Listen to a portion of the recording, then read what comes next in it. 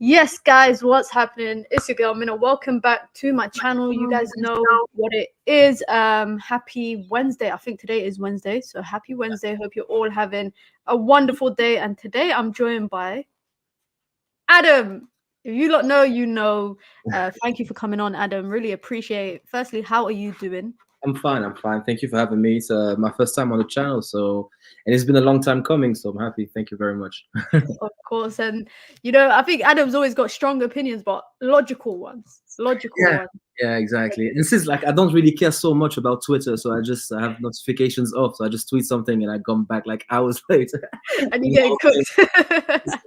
I'm getting cooked so often. But when I speak, usually, most of the time, it's logical. Like in real life. From the panels that I've been on with you, it's been logical comments, it's been debates backed up with facts, but obviously a lot of it is opinion. I think we had a little back and forth recently about Marcus Rashford. I think it was the Villa game where you didn't feel like he played that well, and I felt like it was one of his better games. But I think football in its entirety, talking about it is not a problem. Being respectful with opinions ain't a problem as well. I kind of enjoy them kind of conversations. Yeah, I do exactly, especially when you can speak and people are receptive to what you're saying. That's very nice, very, very nice. And it's not so often that's the case. But then again, it is what it is. Yeah, it is what it is. Big up to everyone in the chat. Be sure to hit the like button and be sure to subscribe. Of course, it's transfer window season right now, so Manchester United is always in the news, not necessarily for good reasons, but if I'm being honest, I genuinely feel like this is the window of outgoings. I very much doubt seeing a player on the horizon coming into Manchester United this window. Obviously, we know that if it is, it's probably going to be a loan. I think recently news came out, I think it was this morning, that Anthony Martial will not be leaving in the January transfer window. Fenerbahce were in for him. I saw news today as well saying that United are not looking to buy Amrabat in the summer, so he might be heading back in the summer as well. But in terms of this window, do you feel optimistic, especially with INEOS? Of course, they've still got a bit left to, I think the Premier League still has to approve them, but they're already there on the ground doing work. Do you feel optimistic that INEOS will get it right in this January transfer window? In this window, not really, but I don't think they're going to get it right. I don't think they are going to get it wrong either, necessarily. I just don't have much of an opinion when it comes, because I think their power is limited for the time being. There's not much they can do. I don't think we have money as well to spend. I don't think we have the right people already in place to make the decision with the money. It wouldn't make sense if we started splashing money out at the moment, because who's making the call? It would be very, very weird overall. So not really optimistic, to be honest. All in all, I just hope. I think hope has been gone for me for a while now. I'm not looking forward to anything when it comes to Man United at the moment. I'm not looking forward to the game. I think the games are embarrassing. Transfer window, I'm hearing stuff that doesn't really make sense. Like trimming the wage bill, I'm not so happy with that, to be honest, because it doesn't make sense. We're supposed to be a rich club and a huge club. I'm trying to be hopeful. I was speaking with a friend. I don't know if you know him, Threadman Chaza, Charlie on Twitter. Yeah, Charlie. Yeah. And we were trying to be optimistic. I think these people have been successful in other sports before. Of course, it doesn't always translate to football. So you need to understand football and the culture of football, because we've seen it with American owners. The switch doesn't happen very smoothly. It takes time. So I don't know, but they seem focused and they have their reputations on the line, and the reputation is the most valuable thing you have.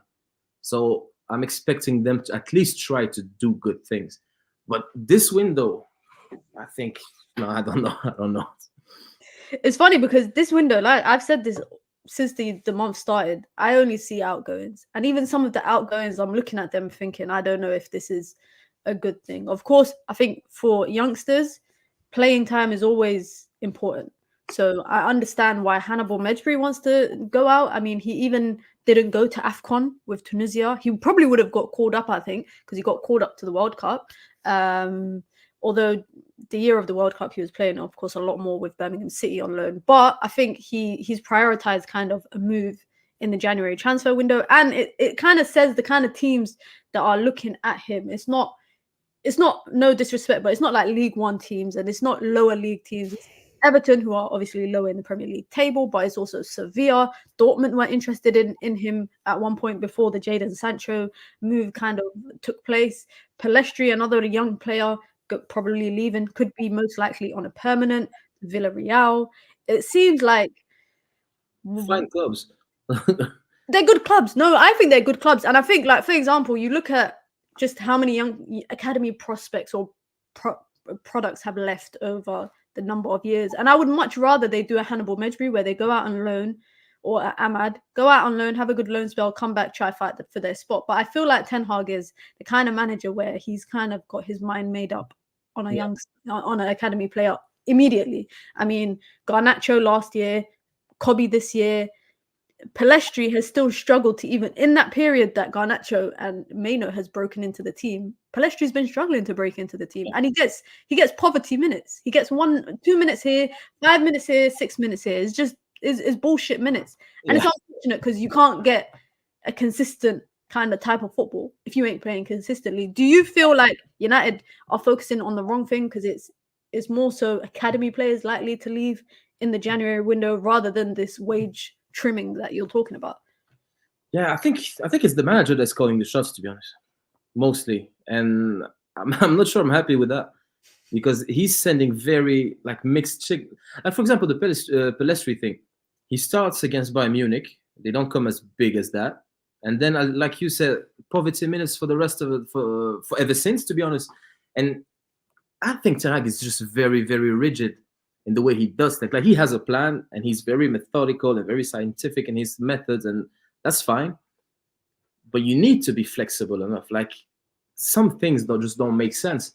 And like Palestri, to be honest, regarding Palestri, I'm not his biggest fan, but he should have been playing much more because he hasn't done anything not to deserve minutes compared to other players. So if you are basing this whole thing on merit and you need to deserve it, fine. But like I said, and I don't know if you were there I think you were there maybe, but maybe I got it wrong on the Said show. The thing with Ten Hag that really, really annoys me that he seems to like punish and reward players in a very inconsistent way. And that is not good for the atmosphere in the dressing room and at the club in general. Like Palestri, Hannibal looked pissed off last game. Hannibal played, I think it was Burnley. Amazing performance. I haven't seen him start a game since. Yeah, that's exactly. like October, maybe. I think end of September. I can't remember exactly, but it was quite a while ago. He looked pissed off at the Wigan game. Exactly. And like we don't have a good squad. I think the players that are starting are not good enough, and I think the players on the bench, most of them are not good enough either. But when you look at it, I don't think Hannibal is much worse than Bruno. On the average, if you take like 10 games. You think so? On the average of 10 games, I think Bruno, I know you hate Bruno. I hate him. I just don't think he's good enough. Like, for example, if you take, for example, a sample size of 15 games, I think Bruno's his peak will be higher. I think his drop-off will be much worse than Hannibal's. But overall, I think they'll have similar performances, and the energy levels will be around the same. At least you could have rested Bruno for a few times. At least, so many things don't make sense with this manager that just, I don't get it. So, I don't want to go on the Bruno thing, but just there are many games that he should have played like the Palestri and the Hannibal and other players, and he's not doing it, and it makes zero sense. Like the goalkeeper thing as well. Like Bayin there, what happened? What we did not sign him. Like no one, I heard no one like praying for us to sign Bayinde, and they don't want him to play at all costs. Makes zero sense. Makes zero sense. I wouldn't blame him if he wanted to go on loan as well. Who could blame him? It's funny because even like with the Bayinda thing, I don't know nothing about him. I even said it when we brought him. I said, I don't know anything about this guy. You know, I don't know what we're getting. But if he's a good backup goalkeeper and he can rotate with the main keeper, I said I'm all for that. But then obviously, then Andre Onana decides that he's going to go AFCON late, and I feel like a lot of people don't talk about that. And I know some people out there don't like the competition of AFCON being in the middle of the season, but an entire continent's football federation isn't going to succumb to the wishes of another football federation or other football federations just because it suits them. The same with the Asia Cup. Asia Cup is also in the middle of the year. Of course, not a lot of people are talking about it because, you know, not as many clubs are impacted as by AFCON. So it's not getting as much scrutiny. But with the Onana thing, I just think it's just forget United for a second. I think it's so disrespectful to his national team. Yeah, I genuinely think a national team that you've already had hiccups with at the World Cup. Yeah, 100%. You're now telling them I'm gonna stay for this game and then I'm gonna fly out straight after the game and come meet you guys in Ivory Coast. They've now announced that he won't play the first game of the competition, which for them is on Monday. So he'll probably start in the second game, but I guarantee you guys, mark my words, him and that manager are going to beef at AFCON. They are going to beef because we already know they beefed at World Cup. We already know they clash because Andre Onana wants to play this, you know, sweeper keeper role and he's being told by the manager, sit on your line. But for me, it's like, is he threatened by Bayinda or does the club just not trust Bayinda? Which one? It has to be one or the other. And I think the two things that we're polling, like the two scenarios, are terrible, regardless of which one is it. Like, if Ilya, 100% agree. If I'm the national team, I'm like I'm fuming. I'd be very, very, very upset. And it's like he's a goalkeeper. It's not like a central midfield or the only fit striker you have, and it hasn't been that great. Let's be honest. Even though I like him, or at least I want to rate him, he hasn't been like phenomenal. It's a very difficult start to United career, and that's fine. That's fair enough. What am I missing exactly? Just go to AFCON. Let's go. It's like even the Wigan game, for example. You telling me, AFCON aside, you telling me you couldn't play Bayinda? 100%. Onana, I barely saw him all game. I barely saw. You telling me you couldn't just let the keeper get one cap, just one cap, one appearance for the season? It blows my mind. I understand that I feel like if that was a must win, and on top of that, you had to play your strongest team. But you know, there's been times in pre-Ten Hag, Manchester United, we used to have a cup goalkeeper, or we'd have a Europa League goalkeeper, or we'd have a goalkeeper specifically based on, you know, being a backup goalkeeper for the main keeper. Whereas this one, it just feels like there's just uncertainty surrounding him. And then there's uncertainty surrounding the backup goalkeeper. And also, I understand we didn't spend much on Bayinda, but it's more so we let another academy goalkeeper leave. Yeah, to sign him. Yeah, that looked fine to me, to be honest. So it's kind of like with INEOS coming in, does this change? This whole confusion? Because I know that one thing about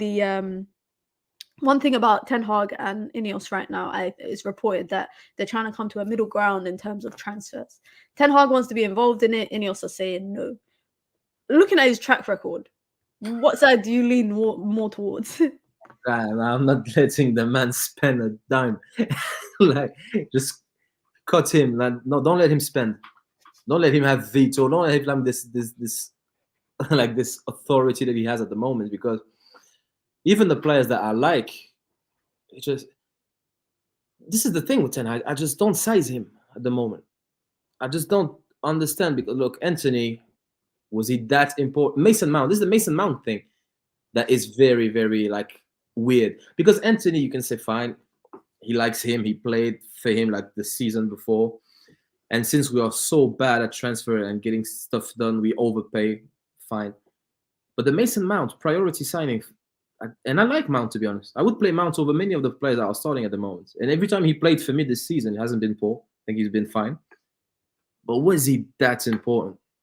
I don't know. And if you have a veto and you have like this authority, you can't chase Frankie de Jong an entire summer and then spend 70 on Casemiro. Makes zero sense to me. You can find two midfielders as far from one another in style. And surely, if you are this manager that knows it all, you have a backup for Frankie de Jong, someone similar, someone that you something. I don't know. And I'm not hearing it was Kobe Mino because he was not at the club yet that summer. We were chasing like Frankie de Jong the entire summer. So I would lean with INEOS putting a proper structure in place and taking away from his authority and power and decisions, because at the moment it's very bad. It's very like, I like Martinez. I really like him. And then I like Tyrell Malacia, to be honest. People are on his back and we haven't seen him since. But to have him for 12 million on the squad, fair enough. But what signings do you rate from Ten Hag so far? That's a good one. That's actually Lisandro Martinez, obviously. I'd say Casemiro, but I also don't feel like Casemiro was I don't feel like Casemiro was Ten Hag signing. I think it was mentioned once in an article that he was a club signing or whatever, completely different to the Frankie de Jong kind of personnel that he wanted. The one that confuses me the most, and it confused me even when we signed him, was Mason Mount. Yeah. Because Mason Mount, and in my opinion, Mason Mount and Bruno Fernandes cannot coexist in a team. It's either one. For me, it's one or the other. Yeah, exactly. You have Bruno, you bench Mount. You have Mount, you bench Bruno. The games that we have seen them both play together, I think has been, 2 games this season? Yeah, at the same time, when we were playing like that 2-10 thing, it just didn't work out. And then we've seen Mount by himself. And to be honest, we ain't even seen Mount that much. No, exactly. We haven't really seen him too much. I think with the Ten Hag thing, everybody says the right structure, he can cook. At Ajax, everyone's favorite thing to reference is Ajax. He had Overmars and Van der Sar. At Manchester United, if he has that, it will work out. But I think it's more than that. I think it's more than that. I think it's more than needing the football structure in place, because ideally, I think INEOS will build a football structure that no matter when the managers leave, the football will remain the same. You know, the recruitment strategy will remain the same because it's their sporting project. Yeah, and it's one of them ones where the manager has to adapt, get with it, or he has to get lost.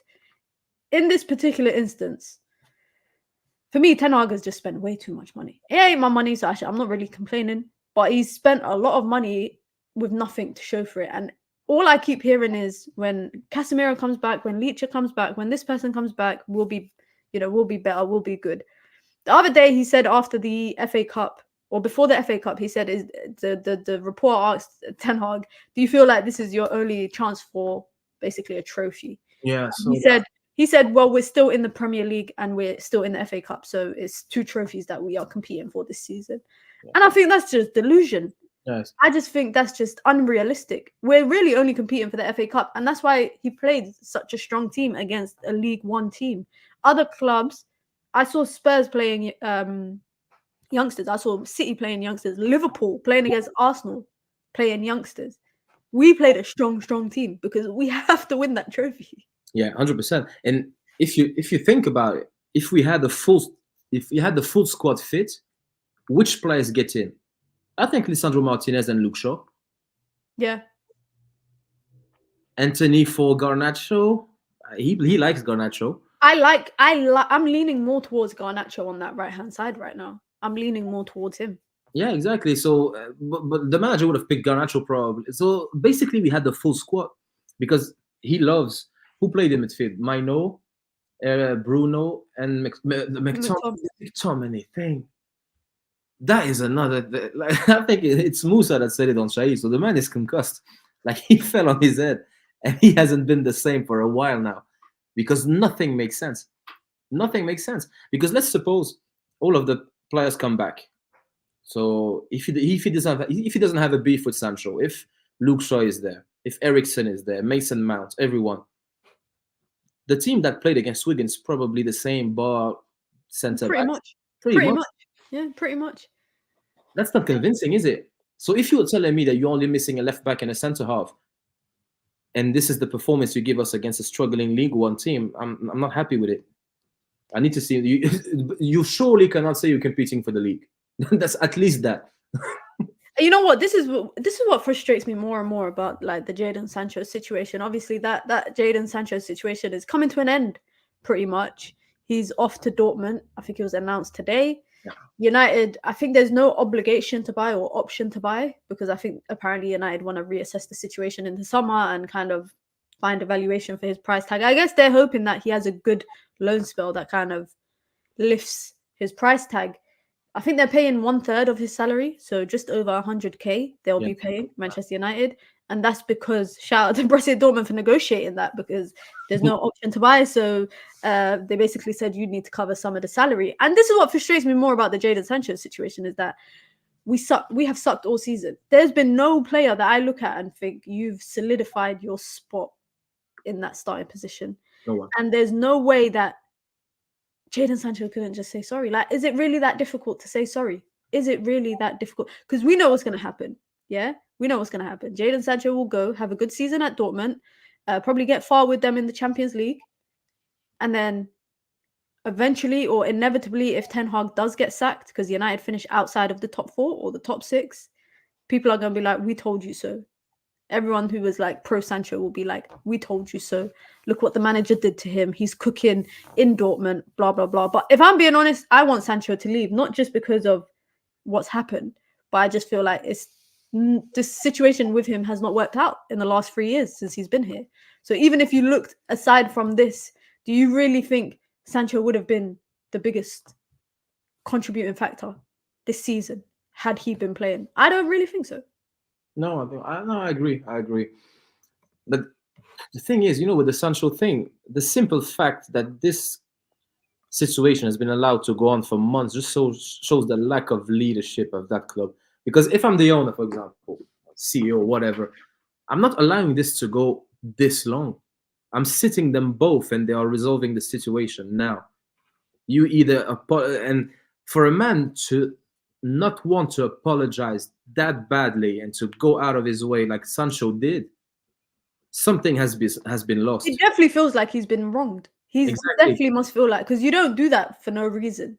Exactly. And I've said this many times as well. Like, I don't know if you've seen the clip of Ten Hag at Ajax. I don't know I don't recall the name of the player. He told him to warm up, and the guy just said no.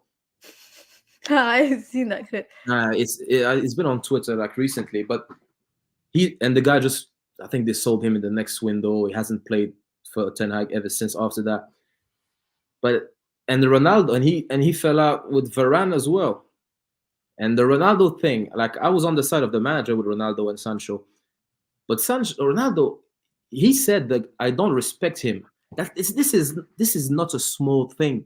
That's not like it's not like I don't think he's a good manager, or I don't. He said, I don't rate this. I have zero respect for this guy, which is that says a lot. That says a lot. Yeah, that says a lot. He said, I don't respect him because he doesn't respect me. And now we have Sancho, who just refuses to apologize. There's no way I'm willing to sit on the bench and leave in January.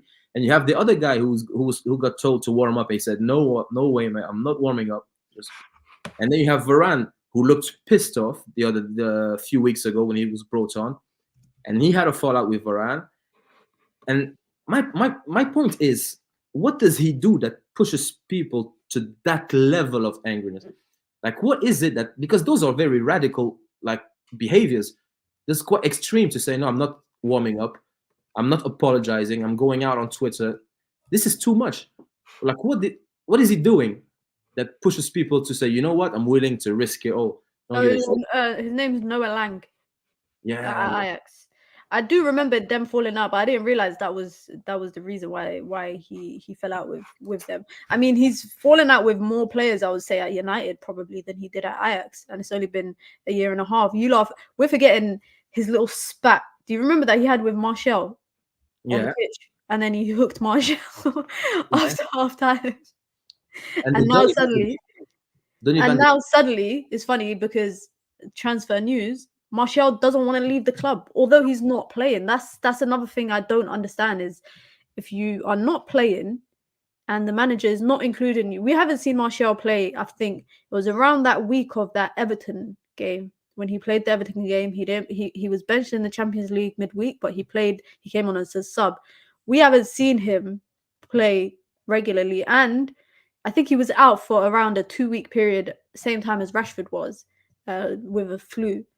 But again, that's another player where I'm like, why doesn't he want to leave? Why is he not trying to leave? Why is he, not pushing for a move? He's turning down a loan move to go to Fenerbahce, sorry. Or I think it's even a permanent transfer because he's a free agent in the summer. So if you can't get a loan move or a move now, why are you turning down an opportunity to move in January when there's no certainty that you might find a club once your contract comes to an end? Yeah, I don't know, to be honest. I think they know the manager's gone, to be honest. I think this is the feeling. Because I didn't realize Martial's contract was up this summer, which is weird. Yeah. And see, nothing makes sense. Like nothing makes sense at all. And the Donny van de Beek thing as well. He's a player that he used to rate, but then again, if you think about it, he wanted Donny van de Beek to stay. Donny van de Beek pushed for a move, and ever since he came in, never gave him a minute, not a chance. I'm pretty sure he's a very petty man. And like he said, you know what? Do you remember that time? Yeah, fine. You're not playing. I think this is how he thinks. And that means if things start to go badly, there's no way back, because he doesn't have the ability to manage those interactions. Because there could be a way back, because if the players come back from injury and we start having a very good run, I wouldn't be surprised if we started playing well. But there's this psychological human component to this. He looks to be struggling to me, big time. And Martial is pissed off. Martial's been ill for how long now? Because beginning of December, I think he's been ill. Yeah. This is I don't know. We have a lot of players ill, and it happens, and I think it's in the UK everyone's ill as well, and here everyone has influenza as well. So fair enough. Yeah, is interesting comment here by Ed. Says he told Pellistri to stay last year January and promised him games. Pellistri didn't even make 10 appearances post January. I feel like one thing I realized is that Ten Hag he's got his team.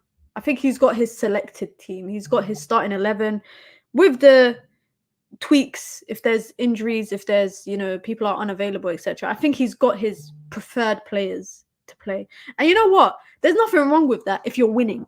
If we were not losing so much, or we were not having poor performances, I don't think we would be sitting here discussing it in detail, saying it's the same players that play, but because we'd be winning. But I feel like when you're losing and performing the way that we have, it's kind of everything is under a bit more of a microscope. And obviously, Jadon Sancho kind of touched on it in his statement when he said that there's favoritism in the team, and unfortunately, that just put Anthony in the firing line.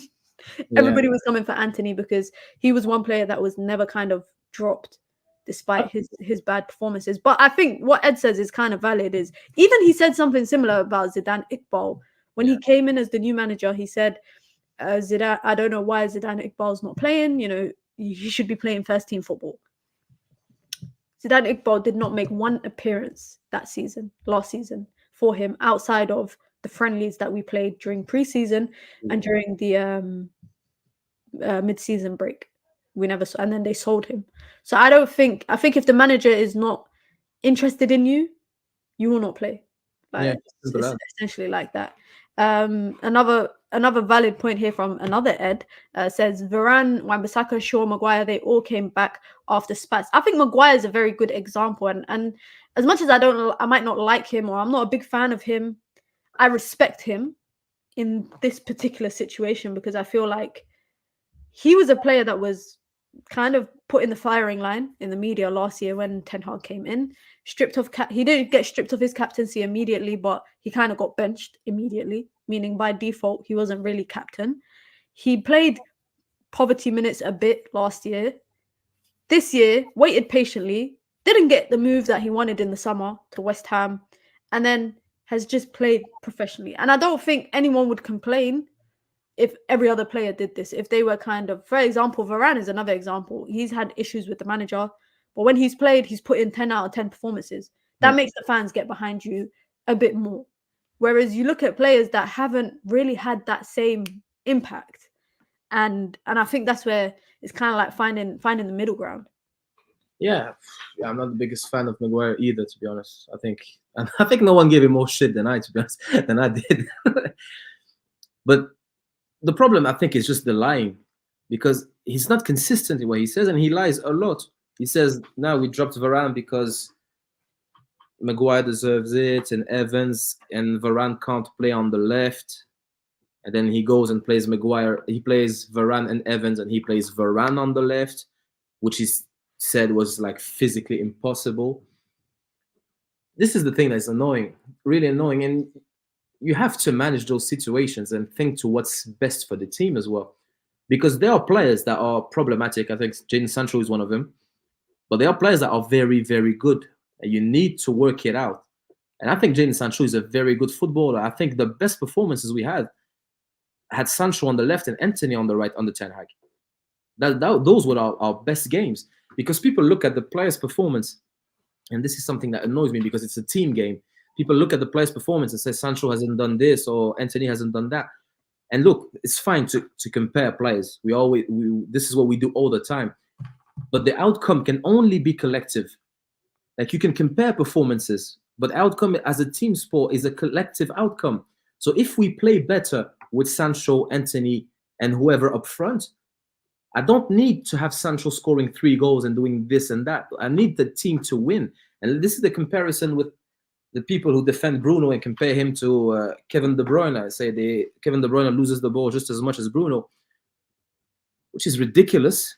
And even so, if you look at, okay, let's suppose Kevin De Bruyne loses the ball just as much as Bruno Fernandes. But if you watch the games, you see who's the superior player. And Kevin De Bruyne plays for a team that scores the most goals, wins the most games, wins the most trophies, and has the most possession. So as a whole, I don't think him losing the ball has an impact. We are absolutely dreadful for 85% of the time. So we need to start putting the players in the team that will help improve the team. And if you have beef with Varane, I don't really give a shit, to be honest, because your job's on the line. You need to put your best players on the pitch. You need to solve it. And I don't know. I'm at the point with the manager when I'm just fed up, to be honest. Really, really fed up, because nothing makes sense. And I think one thing you cannot have as a manager is not being able to know who the best players are. Because you can be bad at man management. That's very, very ish. You won't get like in a job too long, but you cannot not know who the best players are. It's like, what are you doing there? That's true. In the first place, what are you doing there if you don't know who? Because every manager that builds a team around Bruno and Rashford needs to be sacked immediately. I think that's harsh, though. Come on, I think that's harsh, because even when we've played our better football over the last since Bruno has joined, basically, that lockdown time, great time. But when we've played our better football, it's been with Bruno and Rashford involved. It's like, if they were truly that bad of teammates and they were that bad to the system, then we would have played poor throughout that entire time, throughout that 3-4 year period. With Bruno in the middle and Rashford on the left, I don't think we have 5 good games. The good games that we have when they both play in the team is Rashford up front and Bruno in the 10, and it's because Rashford is less involved in the build-up. So the ball has time to move before it gets up front. But when Rashford is on the left, because the thing is, we have 11 players on the pitch, and it's almost a statistical thing. You have players, for example, like Manchester City. Let's take the example, the most painful one. They have players with very high predictability. You know what to expect from the players all the time. They are very low risk type of players. And most good teams have players on which you can rely to know what they are going to give you. Bruno is very, very unpredictable.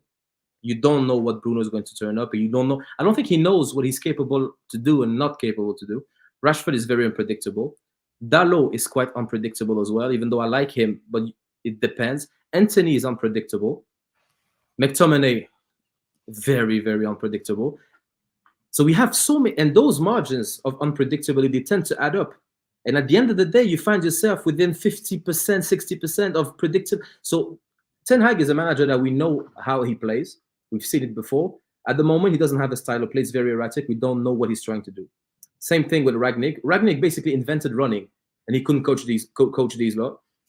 Yeah. We had Jose Mourinho, which Bruno wasn't there, but still many elements of the team were there, and we struggled. Ole just God help us. And the thing is, we removed every single player but those two, and we built around them. So at some point, you need to start asking the question: how about we put out random elements and put stable ones? Because Rodri at City, if we had Rodri, our fans would hate him. Because what does he do? He's sideways passes. He's not slow. Is he defensive? Not really. Is he attacking? Not really. But you know what he does? Bernardo Silva, brilliant footballer, very predictable. But he tends to shine when the team is moving the ball around. You need to move the ball around in order to make space, in order to allow the creativity to happen. You cannot just start with the creativity, because by definition, creativity happens in a constricted environment.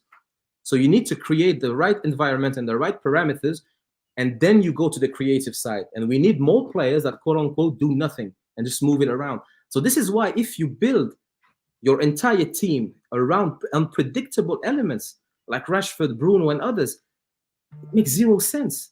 Because so give me some suggestions then, like, because you say you focus on building the environment before you build the creativity. If we didn't have Bruno, or if we were to part ways with Bruno, who do you think would be good to kind of be a good creator for the team, responsible playmaker? You have to look at it in the way of who's responsible for creating. I don't think creating is a responsibility of one player, just as much as I don't think defensive duties are a responsibility of one player.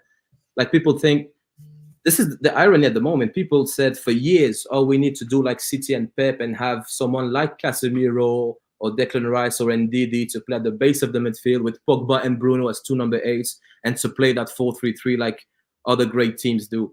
And now that we have Casemiro that people wanted for years, people are saying, yeah, but that midfield has absolutely no balance. You need someone to partner Casemiro because Mount and Bruno are going. This is basically what we've been asking for 5-6 years. And now that we have it, you cannot have one player defending. It's a team effort. And you need to put everyone on the same wavelength. So I would start by having a good shape. And then I would start thinking about creative. Because I think in order to become a good team, I think you need to go through a boring phase, because I think boring teams are good teams without the quality yet.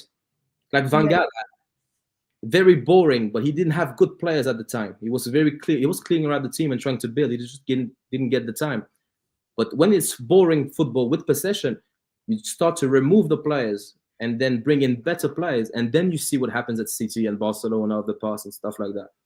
So Bruno, I think Bruno is fine. I don't want to go too harsh on him, but I just don't think he should start.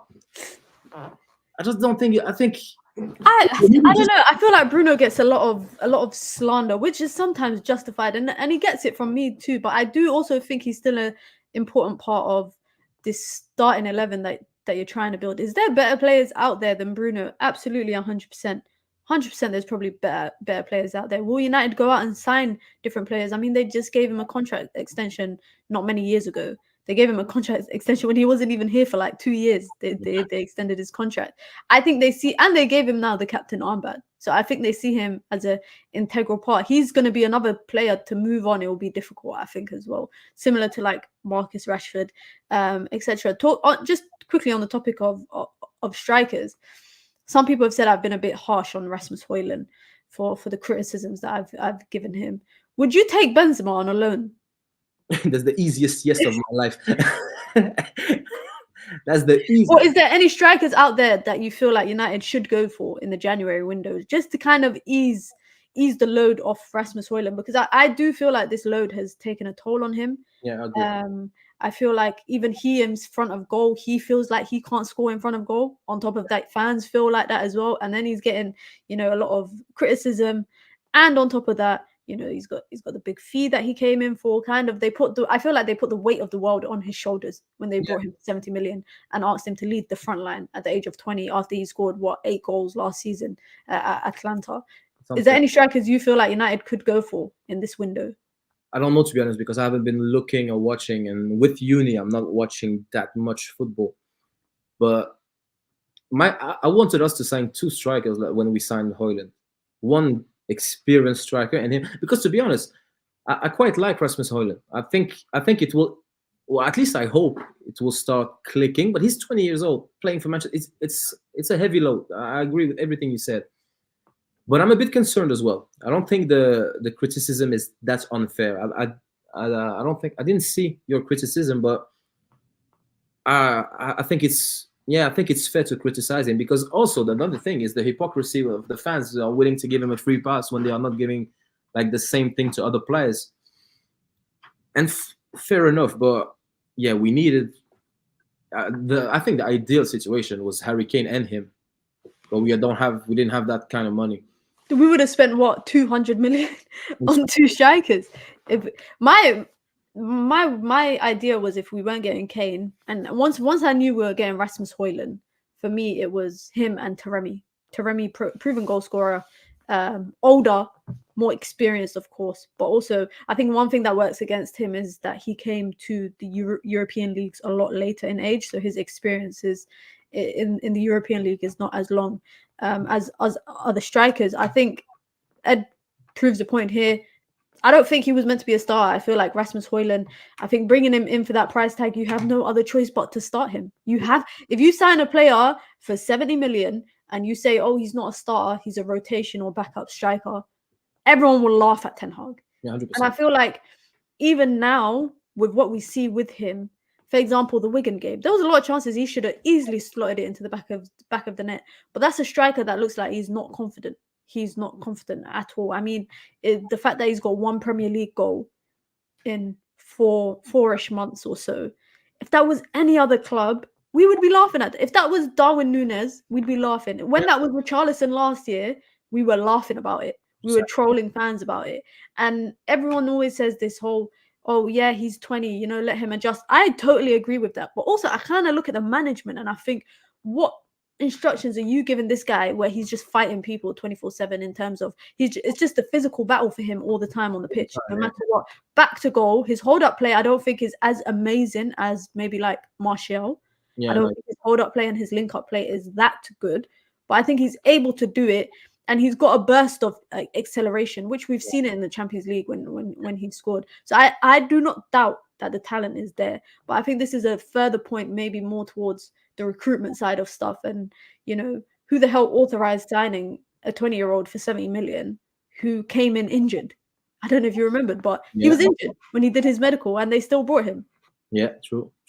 Yeah, I agree. Another thing as well, the other striker option we have is Martial, and the fans are fed up with Martial. So that thing is felt. Like, it's not as if we had a striker that was getting old, but the fans still had patience and liked, because you could maybe split the minutes a bit more. But now people don't have patience for Martial, and fair enough. It's been a while. I like Martial, but I think it's time to go as well. But that means a lot of pressure, and this is something that I'm a bit fed up of signing young players. I mean, to be honest, I think our squad is too young. And I think instead of removing old players or older players, because they're not that old, to be honest, that are good, we should remove the young, average, poor players and bring in young players that are good. Because it makes no sense to remove Casemiro and Varane, for example, that we've seen recently on Twitter and the media, to remove those players to bring in a younger midfielder and a younger centre half. No, you need to sell poor players and let the young, good players come in and find the experienced ones that have won it all. Because, look, of course, Rooney, for example, and Cristiano Ronaldo are a different type, different breed altogether.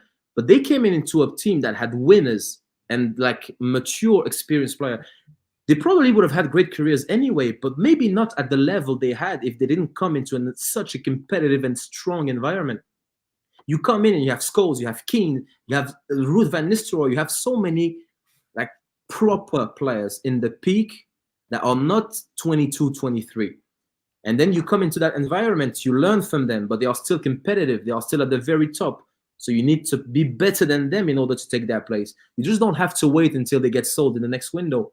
So the thing with Rasmus Højlund, he should have come into a team that still had someone like Cavani, like a good striker that is older, but they could share the minutes with. And the same thing with the senior players in our attack, or if you exclude Bruno or Rashford and Martial. That's terrible. That's true. When you put it like that, that's crazy. That's terrible. The senior players in our attack are Rashford and Martial, and they both should go. So that says a lot. Anthony's 23, 22. Anthony's quite young. Garnacho's young. Sancho's 22, 23. Sancho's young. Højlund. I always forget Højlund is technically the same. If he played in Man United's academy a couple years ago, he would have been in that same category with Garnacho, Kobe, etc. He would have been in that academy team that won the FA Youth Cup. I forget sometimes how young Højlund is because he's spending half of his life on the pitch fighting grown-ass men. And sometimes I wonder if it's instructions, because if you saw against the Wigan game, there was a few deliveries into the box. He's not that good in the air. And I wonder, is that why throughout the season we were saying, oh, people aren't crossing it into the box? Is it because management have identified that he's not that great in the air? So it's more so try find him in the box for, ball to feet kind of thing. Like when a striker's hanging off the shoulder of a centre back and he's making a run in behind. There's none of that. There's never balls over the top. And if there is an opportunity for a ball over the top because he's making a run in from behind, people won't find him. No, exactly. Unfortunately, people won't find him. And I think when you go out and buy a striker for that price tag at that age, with that little experience in, a top league bagging 20, 30 goals, because, we've been linked to Guirassy, who's on AFCON duty right now with Guinea. He's 27, 28. Again, only started hitting double digits in his career now. Yeah. But that's another player where I look at and think, well, 19, 17, 18 million, however much it is, if he gives you a good guaranteed 10 to 15 goals for the rest of the season, are we really going to complain? No, of course not. If 15 goals for the rest of the season would be actually a lot. That would be a pace for 30. That's a lot of goals. But yeah, I agree. Like, he's 20, Højlund. That's mad. That is actually mad. And I think you made very good points, because he's not that great in the air, but he's very good at. Like, he would be the striker you put a through ball, and he's always in the right spot. Yeah. Yeah. McTominay is his shadow, so if he runs a bit too early, McTominay is always there to get onto the end of the ball. It's like McTominay is just following Højlund where Højlund's going. And I'm not gonna lie, there's been times where McTominay has scored this season, and some of Højlund's movement has helped open up the space for McTominay to run into. And sometimes I'm like, it would be nice if that was Højlund getting onto the end of that. You saw how much it meant to him when he scored against Villa. Yeah. The guy's having a serious goal drought. That's, one goal in 3-4 months in the Premier League. Then you look at someone like Anthony, has had 1 goal contribution in the entire calendar year.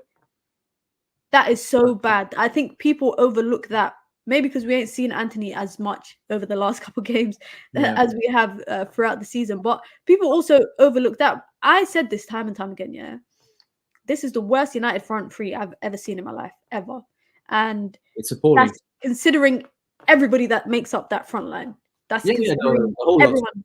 Pellistri, Garnacho. When you put them all together, Martial, Rashford, when you put them all together and you compare them to what we've had over the last 15 or so, even if we compare the last 10 years since Sir Alex Ferguson has retired, that makes you sick.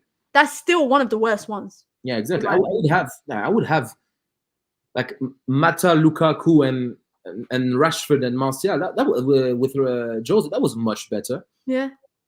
With Mkhitaryan in the 10, that is much better, and we were not happy at the time.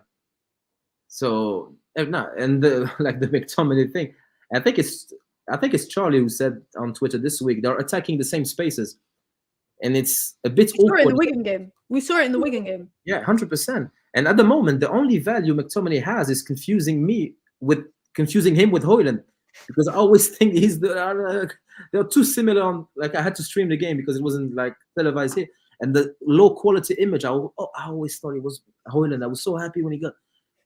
I was like, man. And another thing, like Højlund is a very different type of striker to Martial.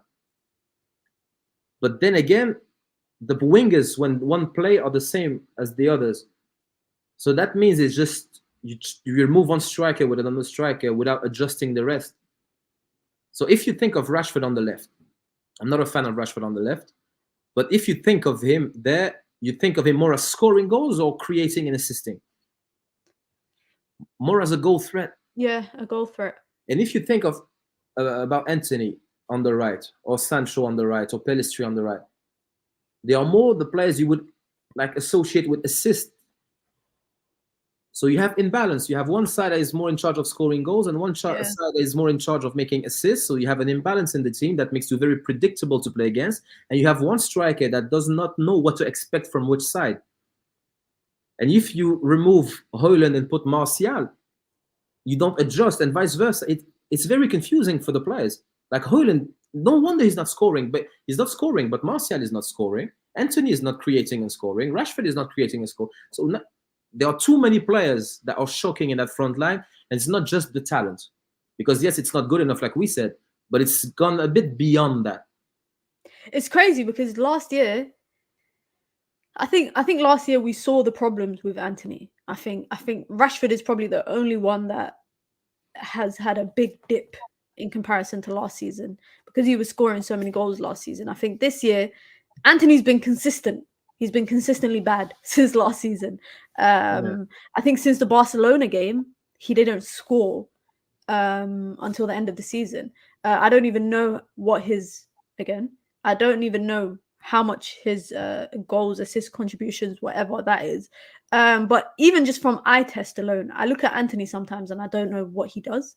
And I've said this a while back. I think it was like last month. I said that sometimes when United are building up and, you know, that the ball is in that, trying to get to the final third, if Anthony has it, I'm more scared that we're going to concede rather than we're going to score. And that says a lot about your front line. That says a lot about your forward man, the guy who has the ball.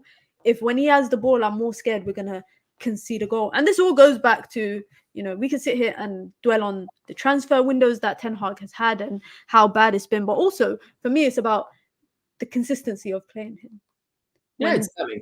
It's damning, to be honest. I agree. But when the Anthony came back from the short, not suspension, but whatever he had trouble with, and he had that interview, and I think the 3 or 4 games after that, he was good, and he was the best in that front line. He had like 3 good performances, and then he came back to not being good enough. But the thing with Anthony, the way I see it, he's the type of player that could be good or would be good if the rest of the team is playing well. But if you rely on him to do so, if the team is not functional at all, you cannot trust him. Because he's not the one that's going to help us out of nowhere. But if the team plays very well, like, for example, last season when we had a few good performances, like Spurs, I think it was at home, and Everton and Barcelona as well, there are games when everyone's playing well, Anthony is on it, like on both ends. But if the team is off, there's no way he's going to be the one to actually lift it up. And that's annoying. Another thing I noticed as well is every time he plays with Aaron Wan-Bissaka, he's absolutely atrocious, Anthony. But when Dalot plays, it's better. I think there seems to be much more of an understanding between the two of them. And also, it's easier for Dalot to come inside if Anthony goes wide, and vice versa.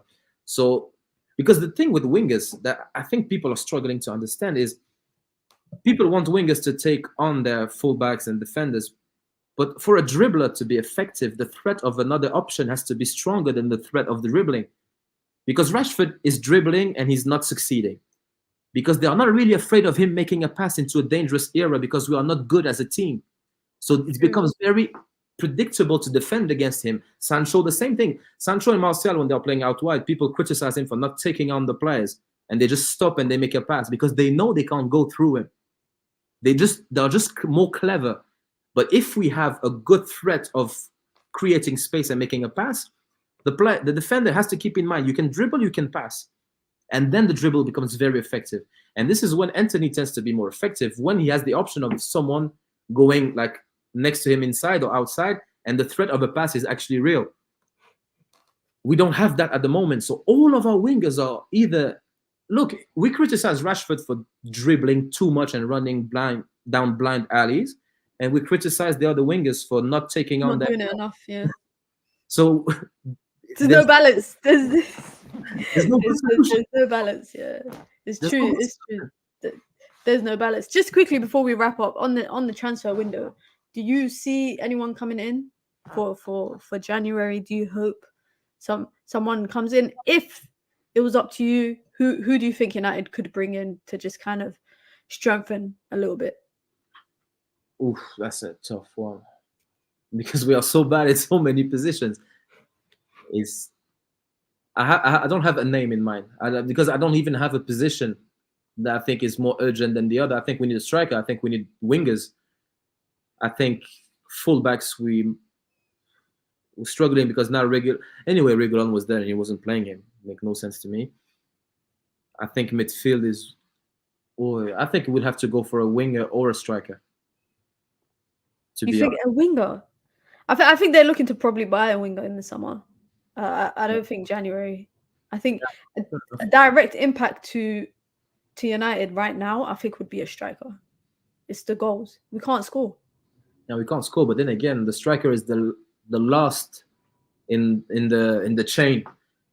Like we don't create because we had Cristiano Ronaldo, we had Cavani, we had Lukaku, we had Igalo, we had Weghorst, Rashford, Martial, Mason Greenwood, and we struggle to score and create for the strikers. It's a well-known thing. United don't create for the forward, and we had like legends and different type of strikers, good ones, bad ones, like link-up strikers. Like we had them all, and we're still not able to create. So I would probably get a striker just to ease a bit on Højlund.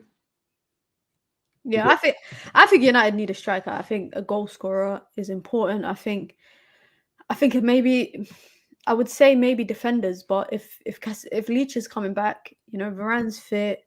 I'm not sure when Maguire's back. Obviously, we still have Evans. Yeah. Lindelof, I don't know when he's back, but I think we could make do with that. But I think the biggest problem right now is that United can't score. Quickly, just before we finish, Spurs Sunday prediction.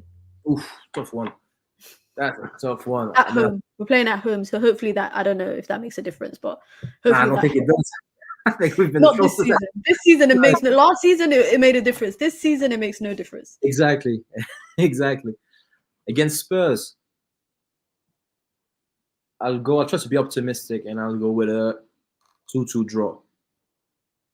That's being optimistic. Damn. Yeah, because I don't have much faith in this player, to be honest. But big up to Adam. Let them know where they can find you on socials, etc. If they want to follow you. Yeah, exactly. On Twitter at Adam Manred. No other place, to be honest. Are you going to start a channel ever? Yeah, at some point with my brother as well. I think we have some plans, but I'm starting my third year of PhD, and it's a lot. How many years? How many years is it altogether? I don't even know, to be honest, because here I study psychology, and here in Quebec it's very weird. Like we have the clinical practice, which is a separate like application, and you have the PhD, and I want to combine them both. So I need. Okay. So if everything goes well, inshallah, and I applied at the end of this month, I'm starting a new program, but I'm keeping everything. I'm keeping my project and everything, but that could be a good 4 more years. So it is what it is. Hopefully United can cheer you up in it. In those 4 years, I hope United can do something for you to help you get through your PhD, man. But big up to Adam. Be sure to follow him, guys. I will link his socials down below in the bio of this video, and I hope to have you on again in the future. Big up to Adam, guys. Big up to yourselves. Be sure to hit the like button. Be sure to subscribe on your way out, and be sure to join the members club. It's the pinned comment in the chat. You get your badges, you get your emojis, custom content. We've got a lot of streams coming over the next couple of days, of course, and AFCON starts as well on the weekend, so we got content for that. But big up to everyone. Until next time, guys, it's your girl Mina, and of course Adam. Peace.